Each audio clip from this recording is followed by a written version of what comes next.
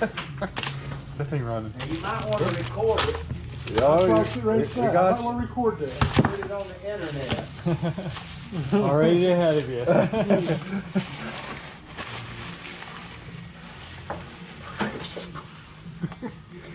Oh.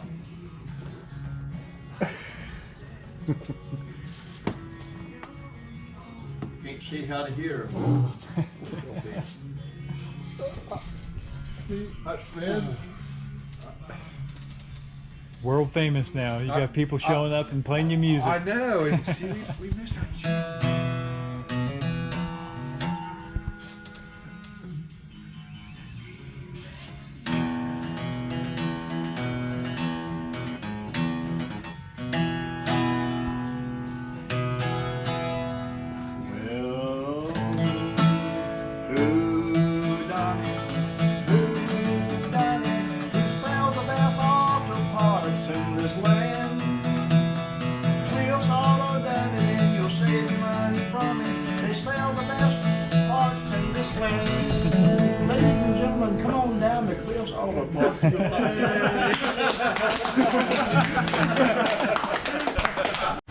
All right, guys, as you can see, we are at Cliff's Auto Parts, and that was just actually a random guy that showed up. I just happened to be standing there with the GoPro, so we were able to catch that. He's a local guy. He wrote a song and he had to play it, so that's pretty cool. We stopped over here at a friend's house. Has a 1968 Plymouth Roadrunner. Needs a little bit of work done to it. It's a nice solid start to a car. Obviously the firewall, they put a steel plate in there. He has a replacement firewall, so we need to get that put in there. He's going to start getting the rest of this out and whittling it down to where we need to go to speed up the process. But it's a shell right now, but there's already a lot of work that's been done. Got the quarters on there, brand new full quarter panels. The floors have been addressed and any spots fixed. Of course, the trunk floor is all sanded down, looking good. Definitely a nice start to a car. I think it's a big block. He's going to do a 4-speed. So just another project we need to get on. All right, final stop of the day. We are at obviously a scrapyard, and we're trying to get a deal worked out with maybe some cars to crush. I know Steve wants to crush some more cars, and I'm pretty sure the Bronco will do it too. So if we can work out a deal, let's try and put something together. The guy's not here today I need to talk to, so we'll be back, work something out. As you can see, guys, we do have the Bronco 2 in here, and we're working on it. As you know from the four-wheel jamboree video, when we were possibly going to take this, but it was broke again. So to explain what was wrong with it this time, or what is wrong with it, we actually the brakes were an issue. They were very spongy. Every once in a while you would hit the pedal. Sometimes it would have a pedal, sometimes it would have like no pedal, and it was a little scary. This thing is of course most of the time running low range, so pretty much you can just let out the clutch and it will come to a stop pretty quickly. But it is always nice to have brakes, especially for loading and unloading on the trailer and doing hill climbs and stuff. So brakes, in my opinion, are a must. We did put a new master cylinder on, and we started bleeding the brakes. We started getting a pedal, and then we found a leak in the line. We tightened that up, which caused another leak. So I had to actually, I don't know if you can see it down there, I just put a new line on. So we need to get the brake split out again. And it did have an intermittent run problem on it. I pulled the oxygen sensor out and pulled it up. Someone at one time, probably back, I'm gonna assume when these they had universal oxygen sensors you bought, someone hacked the harness up pretty good, and we didn't really even pull on that and they came unplugged. So I'm assuming that's a major cause of the run problem. We did get a new oxygen sensor. It was a direct fit, but since we don't have the plug, I did have to cut the ends off, and we're going to use some heat shrink butt connectors on there. Should be a lot better than the mess that was on there previously. So we're going to get that wired up. We did pick up new plugs and the distributor cap and rotor button. For now, we're going to leave the wires alone. This thing, when it runs good, it runs actually pretty good, but then it would have an intermittent run problem. Usually when it warms up, it would just start stumbling and stalling and stuff like that. So, and then all of a sudden it would just clean up and run good again. So who knows? We're gonna fix these problems and then just see how it goes from there. Do a quick once over underneath again just to make sure everything is still holding up. Here's the mess I got replaced on the Bronco. As you can see, it was actually spliced twice for some reason, and they didn't use any kind of connector, no solder, just twist them together and put some black tape on, which the tape shop isn't even very good. But anyway, we got that off, and it is loose at the body too, so who knows how old that is, how long that's been like that. So we got a new one on there now, and we got it tied up nice, so hopefully that will drastically improve our run problem. All right, so let's see if we can get some light on this situation. I ran into actually a serious problem, and this is probably more likely why there was so much run issues and intermittent run issues.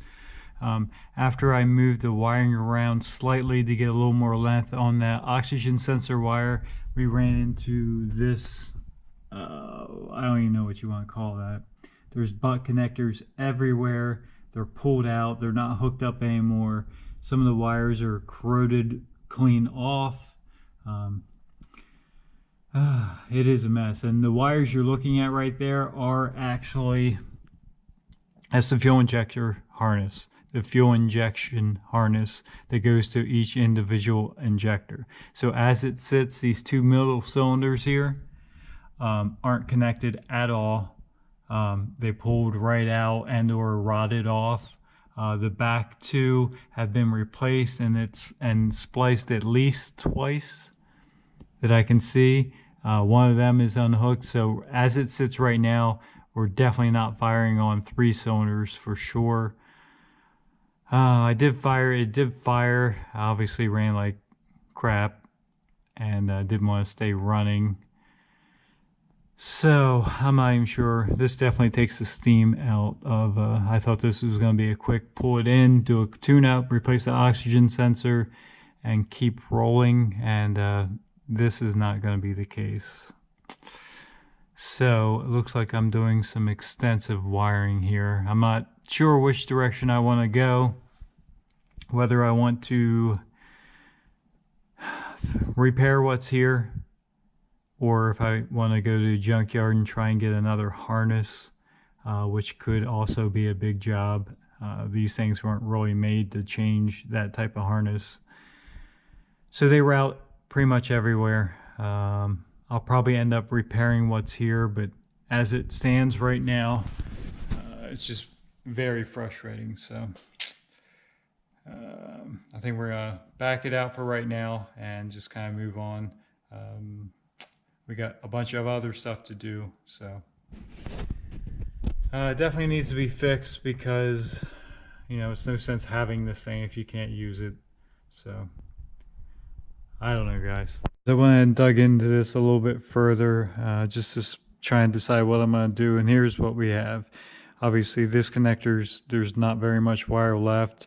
And as you can see, it looks like they were just done. The repair was done a long time ago, and they're just corroded. And there's just not much there to work with. On this one, it's got a little bit longer wire. I guess something chewed on that. I don't know. But back here, the sheathing is chafed, and if you bend the wire, it's pretty much broken too, with corrosion inside. So there's no, we can't use these plugs anymore. They're just no good. So we're definitely, you can source these plugs just as pigtails.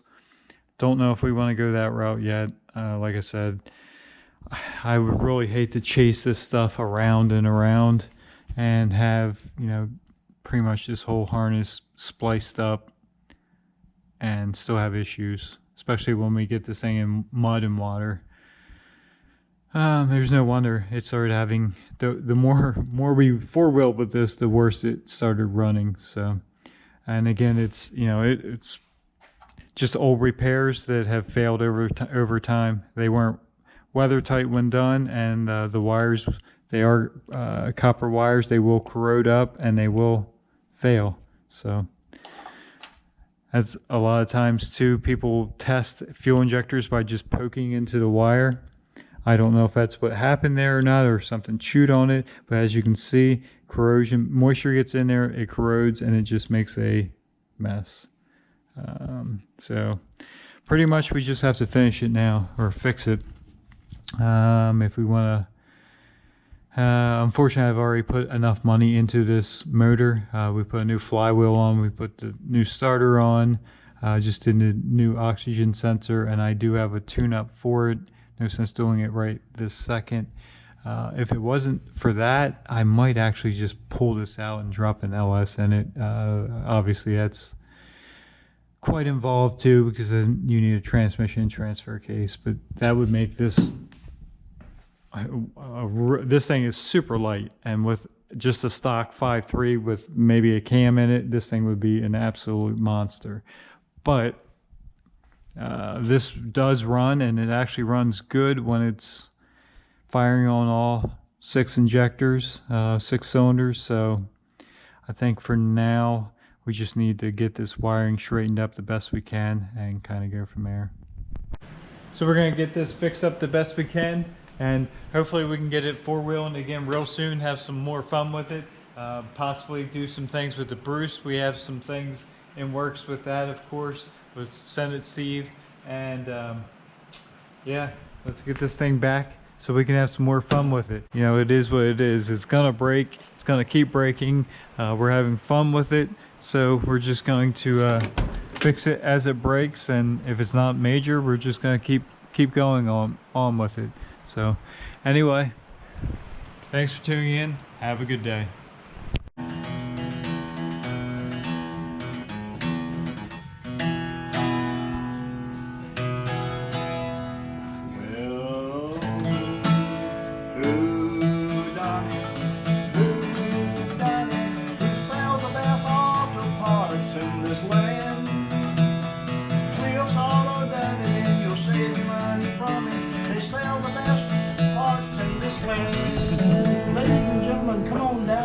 All the parts.